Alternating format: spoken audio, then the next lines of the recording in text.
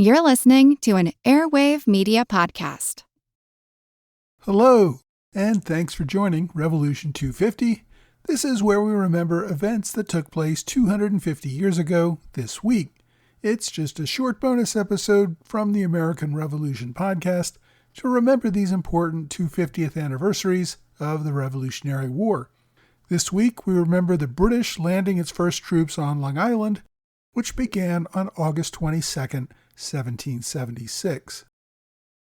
In modern warfare, of course, military landings on beaches can take a matter of hours. In the 18th century, unloading men, horses, equipment, and all that from wooden ships, bringing them to shore in rowboats, could take days. The British had filled New York Harbor with hundreds of ships. Most of the army was crowded onto Staten Island for weeks, even months before the preparations for the attack. They used Staten Island because the Americans had not tried to defend it. General George Washington could only guess at where the British might actually attack. The best guesses were a direct attack on Lower Manhattan, or moving ships upriver to land on Upper Manhattan, or to take Long Island and launch an assault on Manhattan from there. The Americans had reinforced Lower Manhattan, so a landing there would have to take place under pretty withering enemy fire. An attack on Upper Manhattan would require sailing dozens, if not hundreds, of ships up the Hudson and East Rivers. That would be dependent on wind, tides, and currents, which created way too many variables. So General William Howe, the British commander, determined that the first attack would come on Long Island. Because Washington, though, had to be prepared for an attack anywhere, and because Long Island was so large, it would be impossible for the Continentals to defend it as effectively. Howe began by boarding his army on ships for days prior to the landing. On the night of August 21st, the night before the planned landing, a brutal thunderstorm struck the region. Witnesses reported a torrential downpour lasting over 3 hours, with nearly continuous lightning strikes. Along the East River, a single strike killed 10 American soldiers who were encamped along the bank. In another town, another strike killed 3 officers. Dozens of homes caught fire and burned during the storm.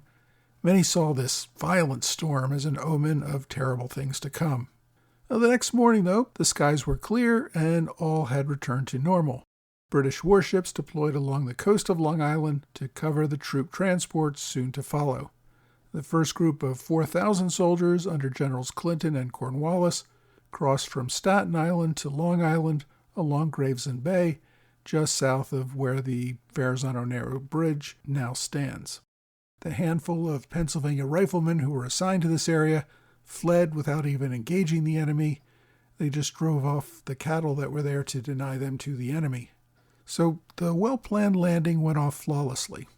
By noon, the British had landed 15,000 men, with another 5,000 still on the way. But rather than attacking immediately, the British set up camp and began to establish defenses. Again, they were just in no hurry. Back in New York, General Washington received reports that around 8,000 British had landed on Long Island.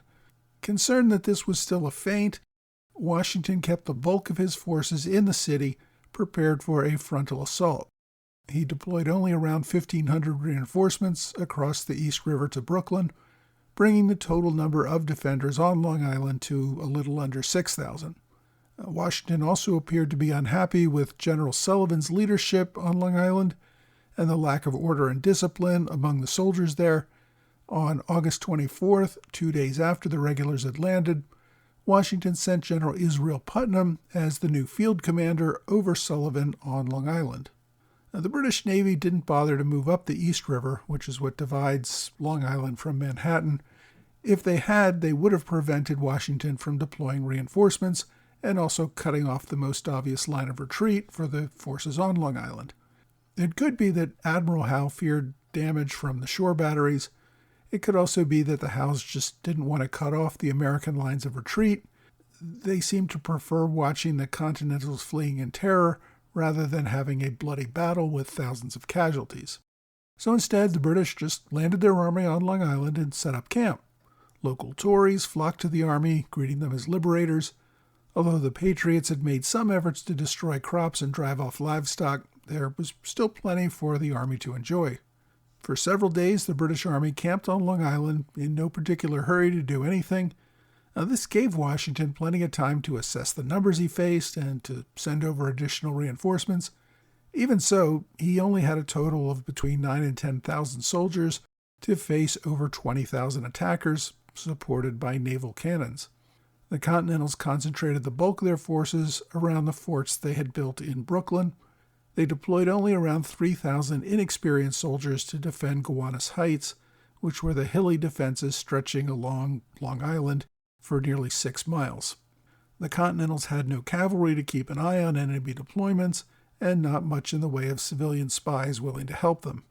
Washington still kept his best generals in Manhattan, still fearing a direct assault on the city. General Israel Putnam controlled Long Island from Brooklyn. On the front lines, he relied on General Sullivan, who had never really impressed him, and he also relied on General William Alexander, also known as Lord Stirling, who had only just joined the Continental Army. The Continentals seemed to hope that the British and the Hessians would make a frontal assault on their entrenched lines. Even if they did overwhelm the American lines with superior numbers, Washington hoped they could be bloodied in the assault, just as they had when the Americans gave up Bunker Hill. Instead, both sides waited nearly a week before the British made their next move. I hope you enjoyed this Revolution 250 moment. For more context on this story, please check out episode 103 of the American Revolution podcast. It's available at blog.amrevpodcast.com. And please subscribe for free to the whole podcast on whatever platform you like. Thanks again for listening to this Revolution 250 moment on the American Revolution podcast.